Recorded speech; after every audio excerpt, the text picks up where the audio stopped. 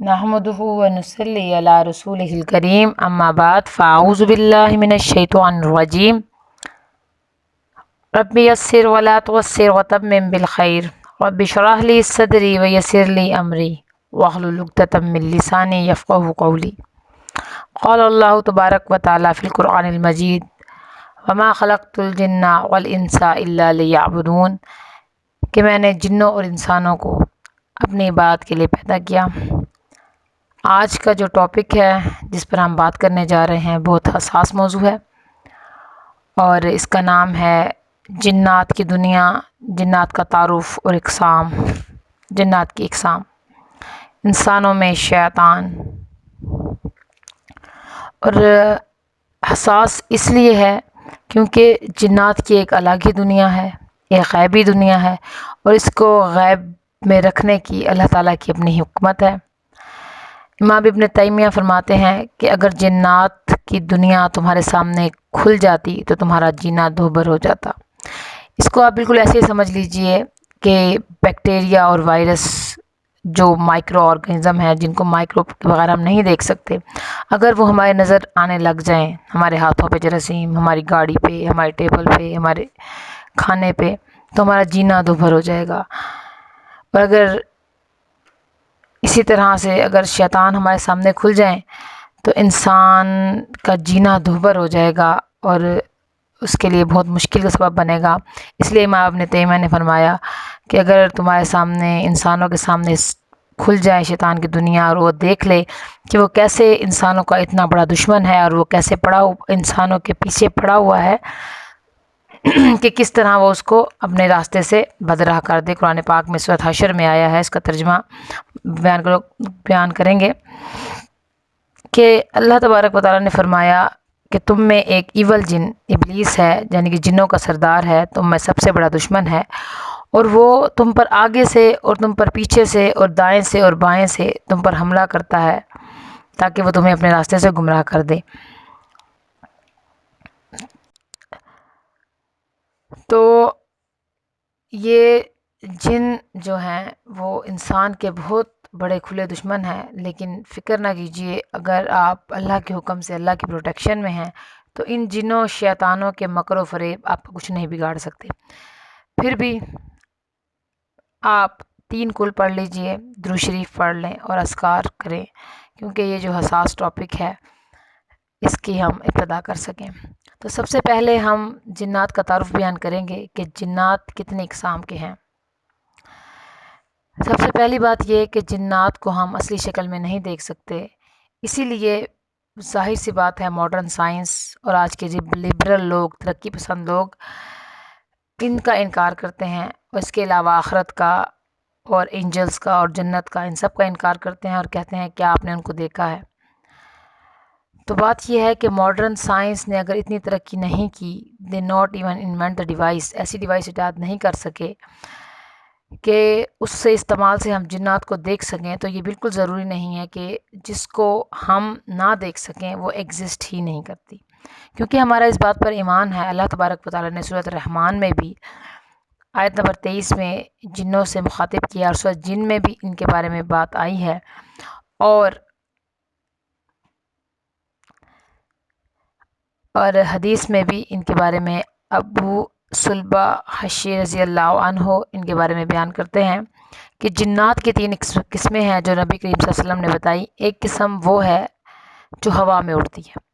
ये वो किस्म है जो सूरत मुल्क में जिसका ज़िक्र आया है। क्या फरमाया अल्लाह तबारक व तआला ने,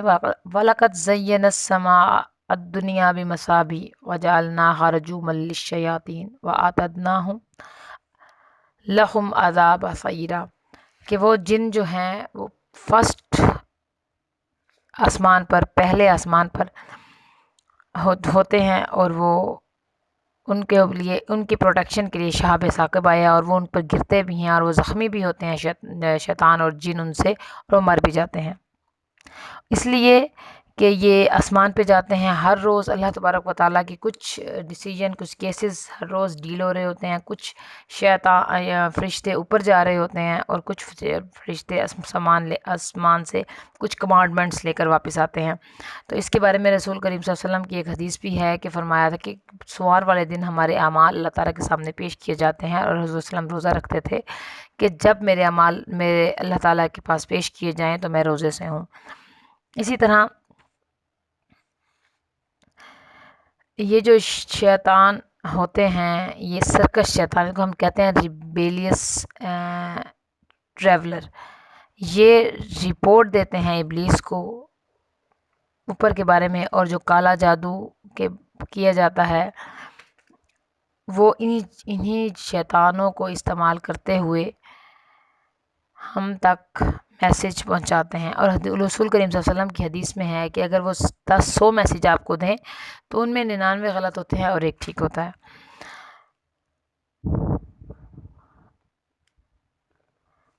اور دوسری قسم کے جو ہیں جنات، وہ سانپ اور کتے کی شکل میں ہوتے ہیں، ان کو ہم شیپ شفٹر بھی کہتے ہیں، جن کو چھلاوا، چڑیل، پری، پچھل پیری اور ہماری شکل بھی اختیار کر سکتے ہیں، اور مختلف شکلوں میں جلی ہوئی شکل میں ہمارے سامنے آتے ہیں۔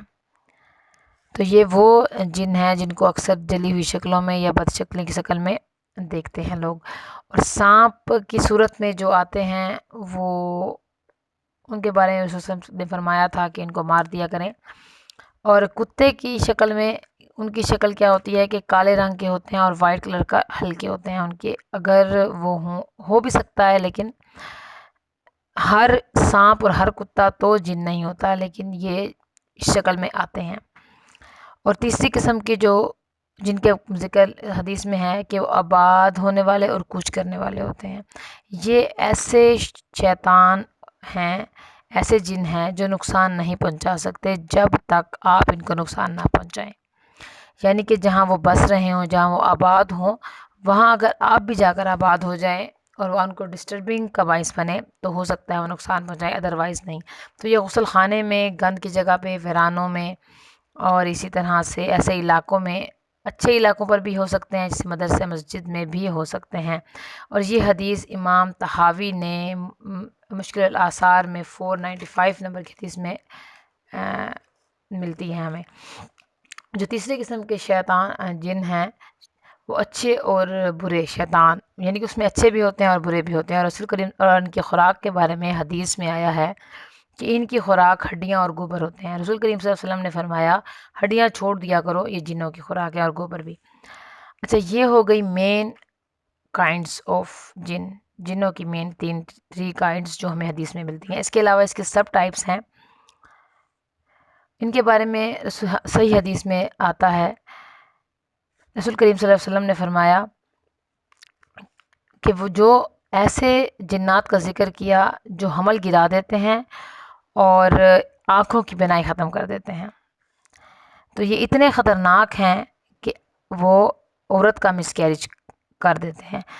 اسی طرح کے جنوں کا استعمال کالے جادو والے اپنے عمل کے دوران کرتے ہیں، اور کالے جادو کا اتنا اثر ہو سکتا ہے کہ وہ مسکیریج کر دیں اور وہ آنکھوں کو اندھا کر دیں، اور ایون کہ وہ گھرتے بھی فیل کر دیتے ہیں۔ رسول کریم صلی اللہ علیہ وسلم نے فرمایا جن وہ اور شیطان وہ ہیں کہ جو انسان کے رگوں کی طرح خون میں دوڑتا ہے، جب یہ رگوں میں اور خون میں دوڑیں گے تو وہ خون میں جا کر دوائی کا اثر بھی ختم کر دیتے ہیں، پھر دوائی بھی اثر نہیں کرتی، پھر کیا ہوتا ہے کہ میڈیکل کوئی ریزن نہ بھی ہو مگر انسان بیمار رہتا ہے۔ تو یہ سب سے بڑا سائن ہے کالے جادو کا، کہ کیا ہوتا ہے کہ انسان بیمار ہوتا ہے لیکن کوئی بھی دوائی اثر نہیں کرتی اور نہ ہی کوئی میڈیکل پرابلم نظر میں آتی ہے۔ تو اس کے بارے میں رسول صلی اللہ علیہ وسلم نے فرمایا اس شکل کی باعث رسول صلی اللہ علیہ وسلم نے حکم دیا ہے کہ ہر وہ سانپ جو ان سے ملتا جلتا ہو، یعنی کہ دھاری دار دھبے والا ہو، تو اس کو مار دیا جائے، اور یہ کیونکہ خطرناک ہوتے ہیں، لیکن اس سے پہلے ان سے 3 بار پوچھ لیا جائے کہ آپ جن ہیں تو چلے جاؤ، جن ہو تو چلے جاؤ۔ 3 دفعہ کہنے سے اگر واپس چلا گیا تو اس کا مطلب یہ ہے کہ وہ جن تھا اور وہ چلا گیا، ادروائز وہ پھر دشمنی مول لے لیتے ہیں۔ اچھا، نیا ایک ٹاپک کیا ہے، کیا انسان جنوں کو دیکھ سکتے ہیں؟ سورۃ الاعراف میں آیا ہے، وہ اور اس کا قبیلہ تمہیں ایسی جگہ سے دیکھتے ہیں جہاں سے تم انہیں نہیں دیکھ سکتے۔ تو ہمارا عقیدہ کیا ہے کہ ہم ان کو ان کی اصل شکل میں تو نہیں دیکھ سکتے۔ اللہ نے ان کو آگ سے بنایا ہے، تو ہم ان کو کبھی کسی اور شکل میں، کبھی لمبے قد کی شکل میں، کبھی عجیب و غریب شکلوں میں، کبھی جانوروں کی شکلوں میں تو ہم دیکھ سکتے ہیں، مگر ہم اس کو اصلی شکل میں نہیں دیکھ سکتے۔ ہاں، جنت میں ایسا ہوگا کہ ہم ان کو دیکھ سکیں گے، وہ ہمیں نہیں دیکھ سکیں گے، حدیث شریف میں آیا ہے۔ رات میں اور دن میں اس طرح سے شیطان اور یہ جن ہمارے پر طاق میں ہوتے ہیں کہ ہم ان پہ حملہ کر، اس لیے ابن تیمیہ نے فرمایا کہ اگر ان کی زندگی، یعنی کہ جنوں کی زندگی کھل کر آپ کے سامنے آ جائے تو آپ کی زندگی بہت مشکل ہو جائے۔ اس میں اللہ تعالیٰ کی حکمت ہے کہ وہ نظروں سے اوجھل ہیں، کہ اگر ہمیں محسوس ہو جائے کس طرح سے ہمارے طاق میں ہیں اور وہ کس طرح سے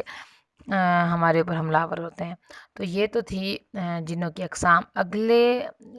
لیسن میں ہم قارین، حمزات کے بارے میں پڑھیں گے، جس کا ذکر سورۃ کہف کی آیت نمبر 27 میں آیا۔ ربنا تقبل منا انک انت السمیع العلیم۔ جو میں نے آپ تک پہنچا دیا، اللہ تعالیٰ جو صحیح تھا